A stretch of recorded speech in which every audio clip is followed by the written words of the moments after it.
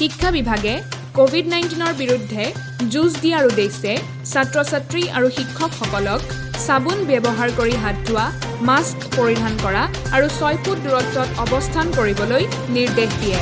শিক্ষা বিভাগৰ এই নিৰ্দেশ অনুসৰি মৰিগাঁও জিলাৰ অন্তৰ্গত হাবিবৰঙাবাৰীৰ বৰিগাঁও হাইস্কুলৰ প্ৰধান শিক্ষক পৰেশ কুমাৰ নাথৰ তদাৰকত বিদ্যালয়খনতো শপত বাক্য পাঠ কৰি সংকল্প গ্ৰহণ কৰা হয়।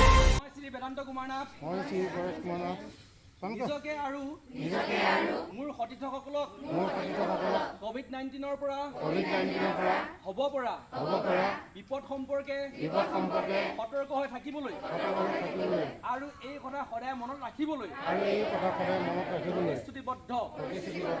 এই অতি মহামাৰীৰ প্ৰসাৰক ৰোধিবলৈ প্ৰয়োজন হোৱা সকলো সতৰ্কতা অৱলম্বন কৰিবলৈ মই প্ৰতিজ্ঞাবদ্ধ। কোভিডৰ পৰা প্ৰতিৰক্ষাৰ বাবে প্ৰয়োজন হোৱা মুখ্য সঠিক আচৰণসমূহ মানি চলিবলৈ আৰু আনকো এই ক্ষেত্ৰত উৎসাহিত কৰিবলৈ মই প্ৰতিজ্ঞাবদ্ধ। মই সদায় মাস্ক পৰিধান কৰিম, বিশেষকৈ জনসমাগম হোৱা ঠাইত আনৰ পৰা ন্যূনতম 6 ফুট দূৰত্বত থাকিম।